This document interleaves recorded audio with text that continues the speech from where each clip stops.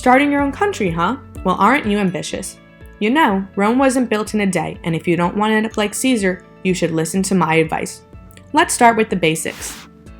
First off, you'll need to assemble a group of people, preferably who have things in common, and then you'll need to stake your claim to a piece of land. Remember, you will need to put into place laws, tax incentives, and regulations. Any rules you see fit to help you govern. Your goal is to establish your country and get recognized by others in order to confirm your sovereignty. Next is choosing how you'll do business. A classic route like mercantilism would be a system where you sell and export as much as you can, but there's heavy government intervention here. If you are thinking about collaborating with others, this is probably not the best option. In fact, try to steer clear of the classical theory since they fail to capture the complexities of trading in today's world. Instead, focus on a more cooperative trading plan. However, you can still apply some classical ideas like factor endowment from the Heckscher-Ohlin theory, which is simply just using the resources you have at your disposal to export and import what you lack. Depending on where you're located, you can make a lot of money from exports. Speaking of, you want to make money, don't you? Picking your currency can be a bit tricky, but I'm guessing you won't be using chocolate coins as the official currency for your country.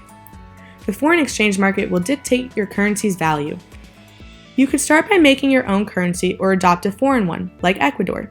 If you are going to be making your own, you have two choices to establish its exchange rate, meaning what your money will be worth.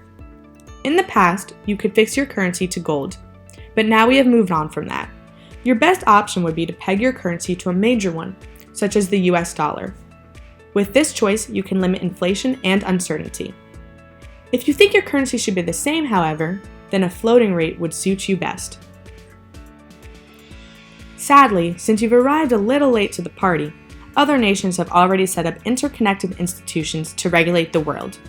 We have the International Monetary Fund, IMF, the World Bank, and the World Trade Organization, WTO, among many others. The first two were made at a meeting in Bretton Woods, New Hampshire.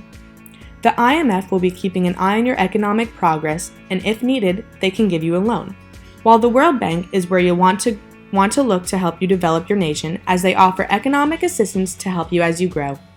If you run into problems trading, consider joining the World Trade Organization among 163 other nations. They help with trade disputes and set up global trade rules. One advantage to starting your country now is the great advancements in the field of artificial intelligence. AI could help you optimize lots of your industries. In farming, for example, a robot could help you pick crops at a more efficient rate or spray your fertilizer regularly. This could serve as a tremendous resource for you as a developing nation and can be implemented into your infrastructure to better a community's lifestyle. The internet has revolutionized the way we interact today. However, it can put your nation state at risk. Since the internet does not respect borders, it has never been easier to establish connections around the world, so your people could start developing more of a global identity rather than a national one. Additional threats of the internet are cyber attacks and privacy concerns. But it is important to realize that apps that streamline public transportation, banking, or even parking will benefit your citizens. Therefore, you should definitely embrace the rise of the digital age to make the best of your nation. Whew! Although that was a mouthful, your country will thank you in the end. We hope this was helpful to you in your budding nation, and tune in next week to watch our how-to video on war. Thanks!